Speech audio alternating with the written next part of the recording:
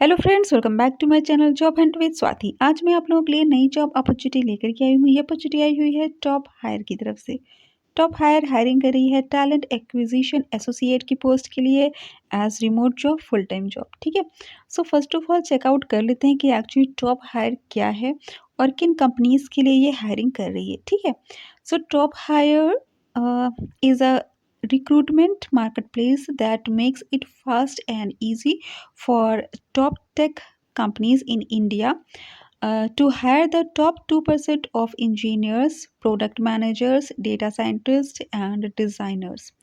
Each candidate approved on to top hire is handpicked and vetted by our team, ensuring our clients focus only on the best. ठीक है।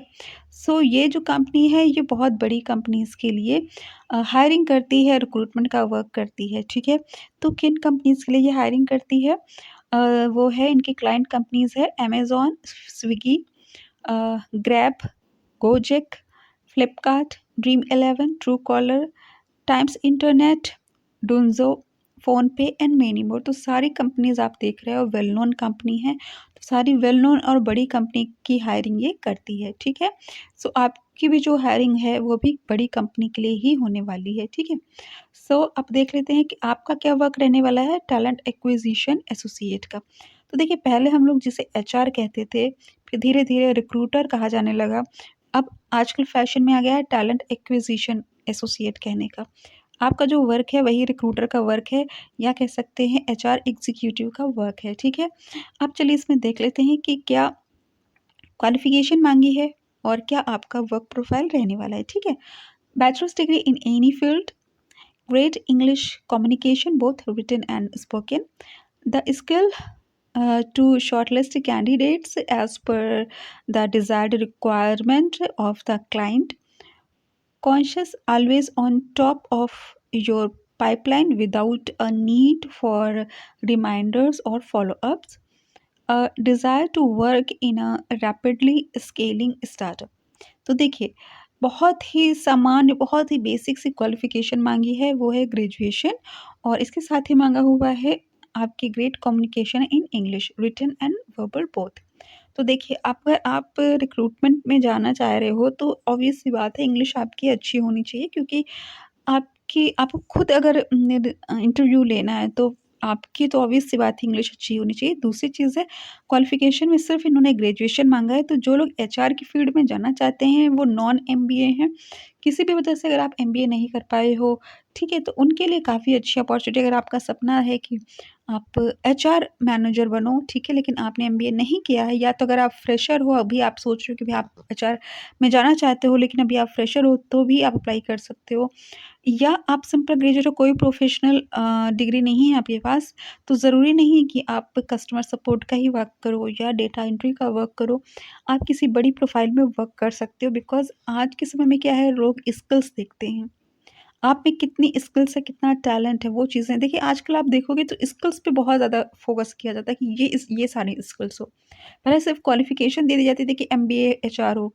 अब वो चीज़ें आप नहीं देखोगे, आप देखोगे स्किल्स पे फ़ोकस है। तो अगर इनको मतलब बंदे जो हैं वो चाहिए, परफेक्ट चाहिए, जो इनके अकॉर्डिंग हो। उसके बाद आपकी क्वालिफ़िकेशन की ज़रूरत नहीं है। मतलब ज़रूरत है, मतलब यहाँ पे ग्रेजुएशन माँगा हुआ है लेकिन एमबीए ज़रूरी नहीं है, ठीक है? तो ऐसे लोगों के लिए बहुत ही अच्छी अपॉर्च्युनिटी, जो सिंपल ग्रेजुएट है लेकिन किसी बड़ी प्रोफ़ाइल पे वर्क करना चाहते हैं। अभी आप टैलेंट एक्विजिशन एसोसिएट के रूप में काम करते हो, बाद में अगर आप इसी में लगे रहते हो तो आप एचआर मैनेजर बन सकते हो बड़ी कंपनी में, ठीक है? तो आपके लिए अच्छी अपॉर्च्युनिटी रहेगी। और इन्होंने एक बात कह रखी है, हाँ, the skill to shortlist candidate. देखिए, आपको जो कैंडिडेट्स को शॉर्टलिस्ट करना है वो रिक्वायरमेंट के अकॉर्डिंगली करनी है। जो भी इनकी क्लाइंट कंपनीज़ है, सपोज़ कि आप अमेज़न के लिए या फ्लिपकार्ट के लिए, स्विगी के लिए, किसी के लिए भी कैंडिडेट्स की हायरिंग कर रहे हो, ठीक है? तो सपोज़ कि आप कस्टमर सपोर्ट की हायरिंग करें, तो मतलब इनकी जो रिक्वायरमेंट है उसी के अकॉर्डिंगली आपको हायरिंग करनी है। तो वो तो कॉमन सेंस की बात है, ऑब्वियस सी बात है, आप उन्हीं के अकॉर्डिंगली हायरिंग करोगे। और बाकी सारी चीज़ें सिंपल सी इन्होंने दे रखी है।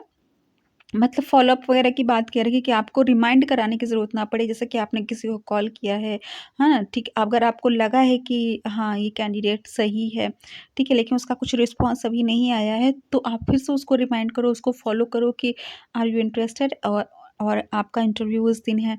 ऐसा कुछ अगर आपको फ़ॉलो-अप करना है, तो आपको ज़रूरत ना पड़े कि आप अ, उस जो कॉल आप कर चुके हो, उनको आपको फिर से कहना पड़े कि आप उन्हें कॉल करो। आप खुद समझो रिक्वायरमेंट कि कैसे कैंडिडेट्स को हमें फिर से फ़ॉलो-अप करना है, तो आप उनको फ़ॉलो-अप भी करो खुद से, ठीक है? अब रिस्पॉन्सिबिलिटीज़ क्या रहने वाली है? Understand the hiring needs of the client assigned to you, ठीक है?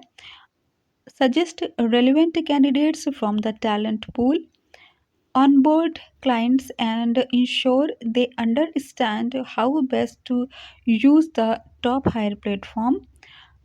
तो देखिए यहाँ पे आपको क्लाइंट्स को मतलब आपको इस तरह से हायरिंग करनी है, इस तरह से कैंडिडेट्स इनको देने हैं क्लाइंट्स कंपनी को, क्लाइंट्स कंपनी को आप ये विश्वास दिला पाओ कि हाँ, आप का जो टॉप हायर कंपनी है वो बेस्ट है ना। तो ऐसे कैंडिडेट्स को सेलेक्ट करो। अब ये नहीं कि आप जल्दीबाजी में या ऐसे ही किसी को भी आप सेलेक्ट कर लो जो कि उनकी कंपनी के लायक नहीं है, ठीक है? सो वो सारी चीज़ें आपको चेकआउट करनी होगी।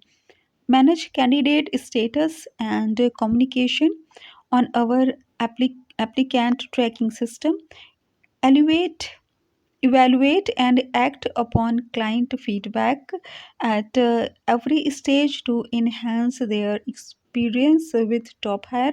तो जो भी इनकी क्लाइंट कंपनी है उनसे फीडबैक लो कि भाई कहाँ कमियां हैं, या आपको लगता है कि कमियां हैं तो कहाँ है, तो आप उसको उन कमियों को दूर करो, ठीक है?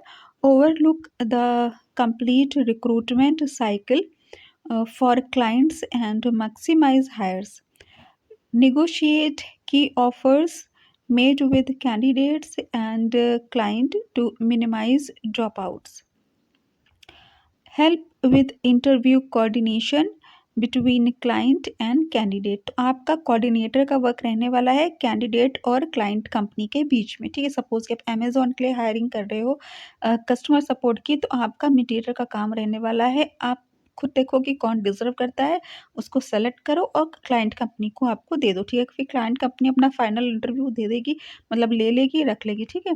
तो आपका कोई बहुत बड़ा बर्डन नहीं रहने वाला है, क्योंकि फाइनल सिलेक्शन आपका नहीं करना है, आपको शॉर्टलिस्ट करना है क्लाइंट कंपनी के अकॉर्डिंगली, और उसके बाद उसको सेंड कर देना है। जो भी मतलब जो भी इनकी क्लाइंट कंपनीज़ है, उनको सारी डिटेल्स सेंड कर देनी है, ठीक है?